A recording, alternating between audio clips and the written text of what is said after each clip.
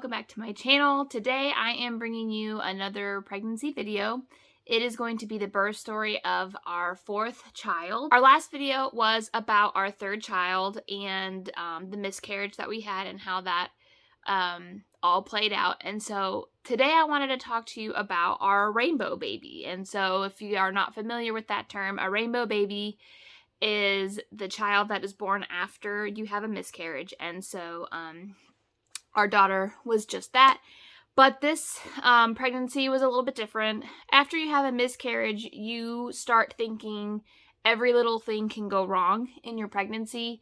And I was no different. And so every little thing that I cooked up in my brain is just, I think, Mama's way of kind of working through some trauma of losing her baby. And so it's just really hard to get pregnant after you have a miscarriage because you just start thinking about all the things that could go wrong. And so it can be stressful. I relied a lot on my faith to help me understand some things and to work through some anxiety and fear that I had.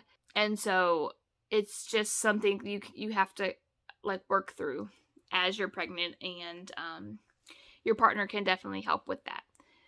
But enough with the heavy. I just kind of wanted to kind of get that out there because it does definitely weigh on you and your thoughts when you are pregnant after a miscarriage. So all that to be said, this pregnancy was completely different from all of my other pregnancies just because of life stage. We were in the process of moving states, and so my husband had to start work while I was about 8.5 months pregnant. My doctor and I agreed that it was not a good idea for me to travel or move or pack or unpack or do anything. So I stayed behind with my mom, and I had my sister and a really great support system there with me. And then my husband moved and started his new job, but then on the weekends would drive back to be with us and to see us.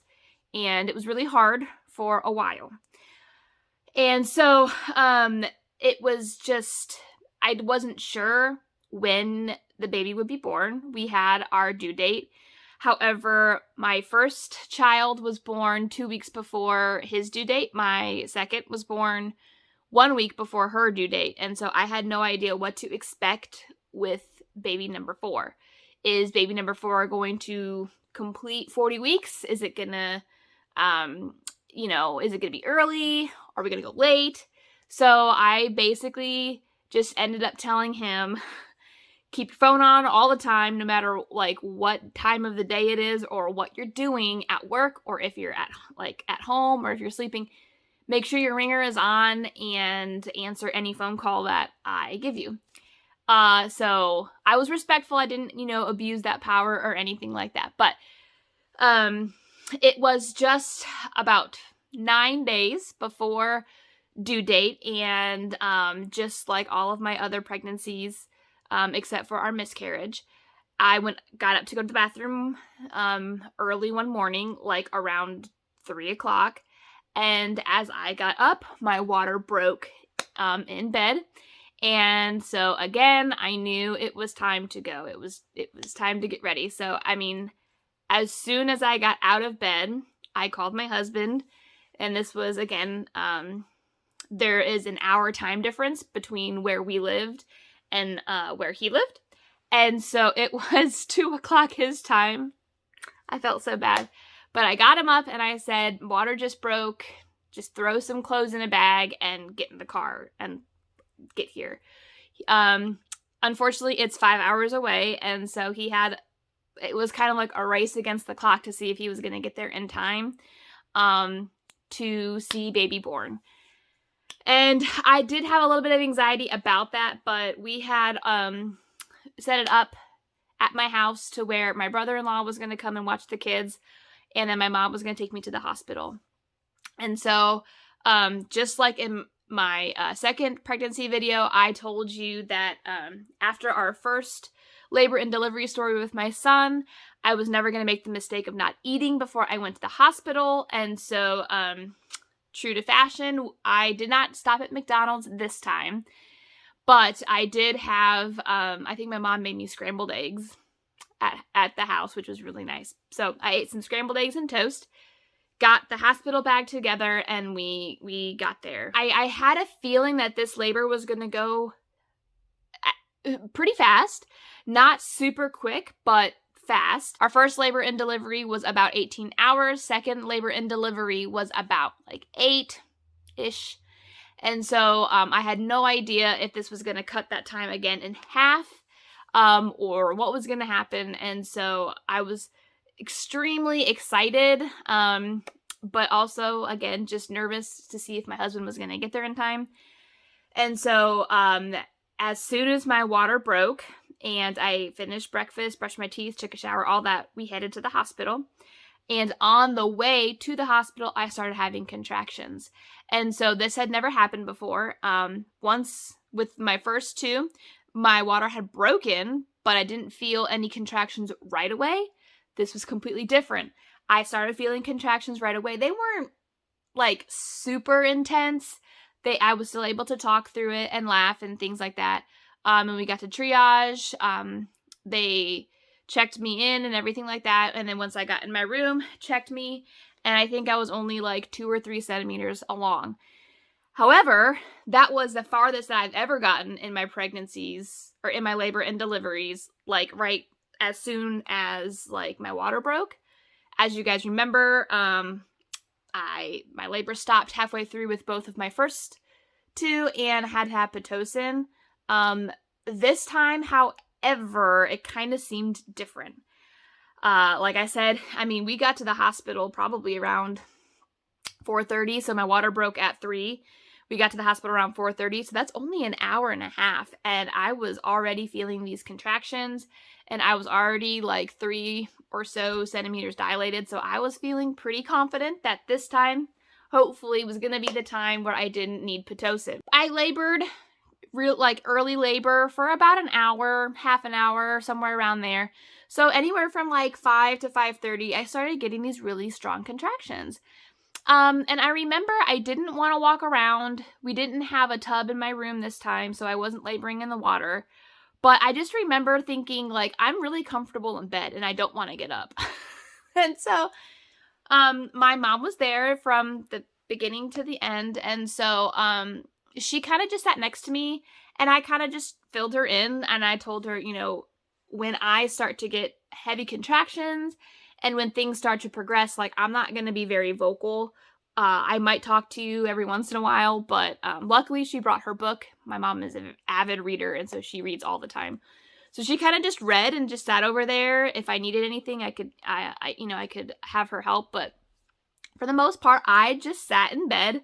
I had my blankets from home, so I was really cozy. I wasn't too cold. I wasn't too hot.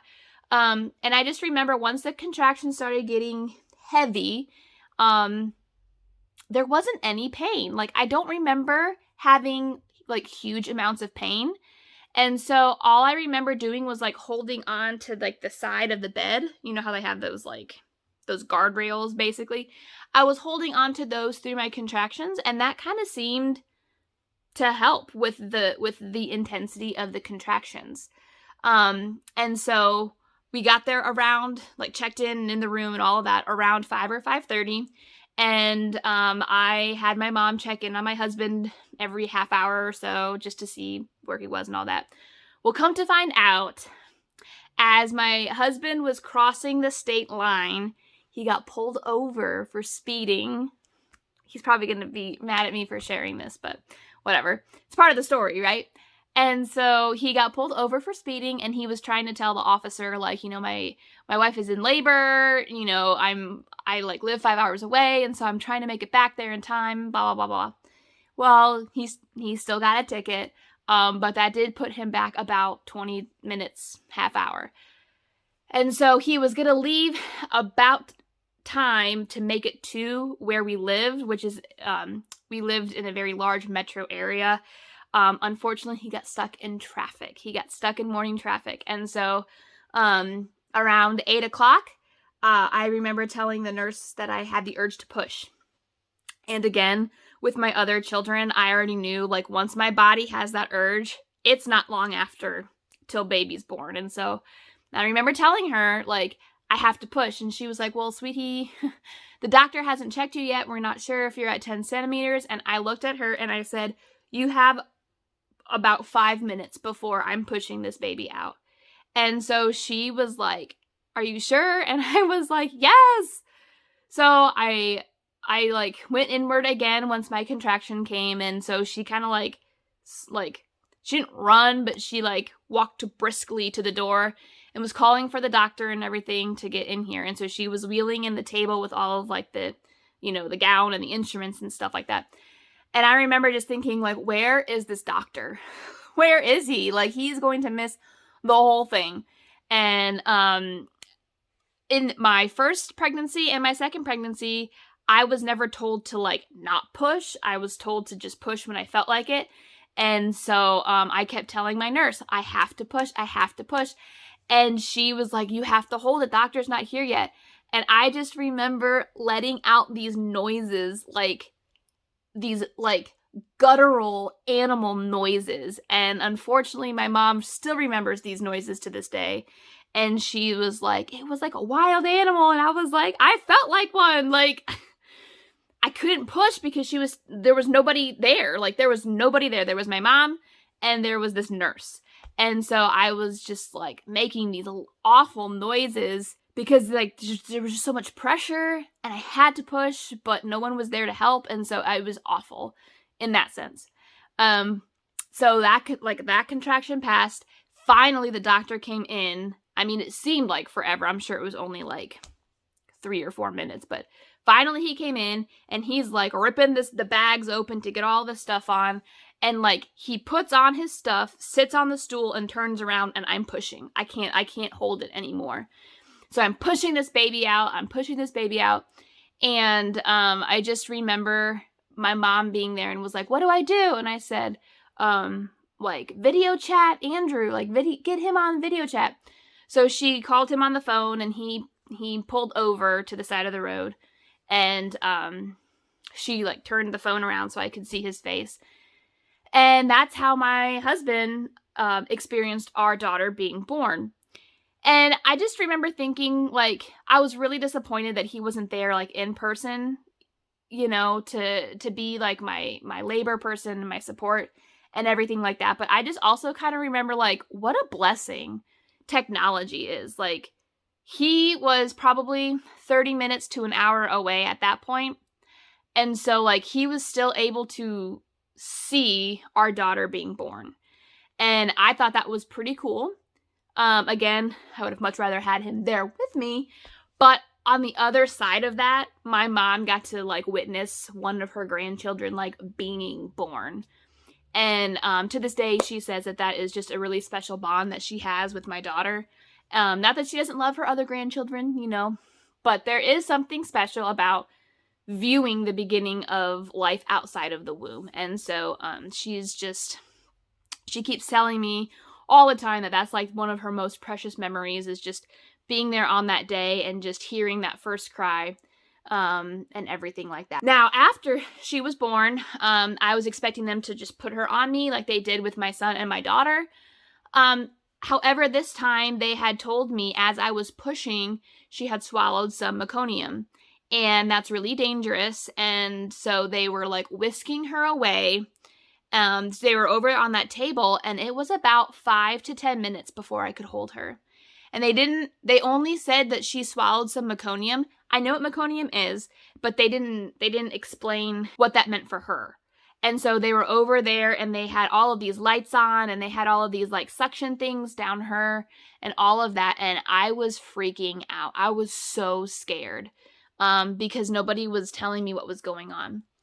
Coincidentally, I tore the worst with her. My first labor, it was like a 1st degree. Second labor was a 2nd degree, and this was a 3rd degree. So I'm not really sure if that is like a pattern that's going to follow with this baby. I truly hope not.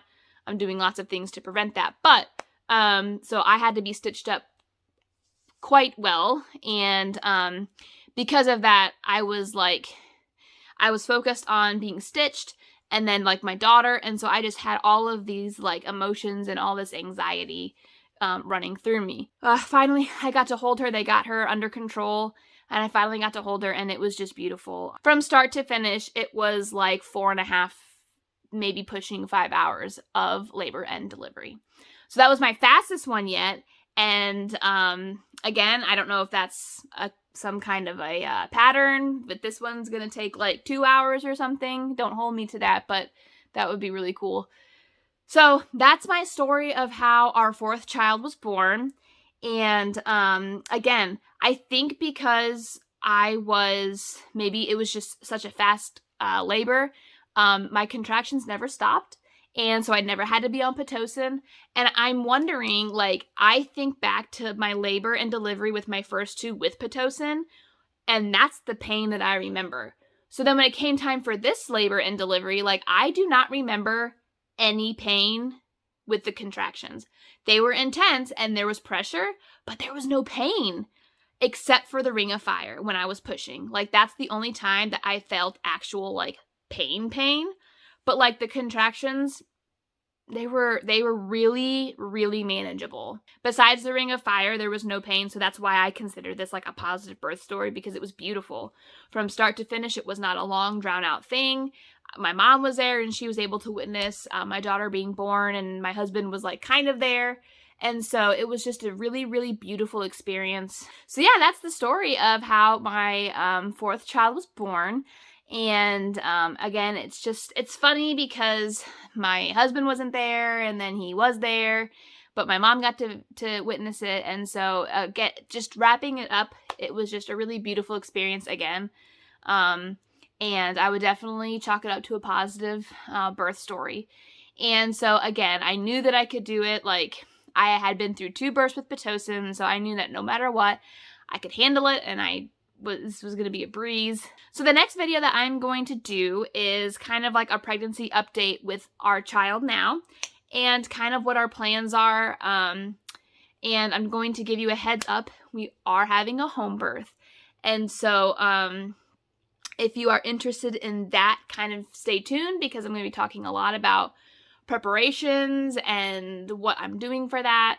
And then I will do a vlog on the day that I do go into labor. And so you don't want to miss that either. So thank you so much for watching, and I will catch you guys in my next video. Bye!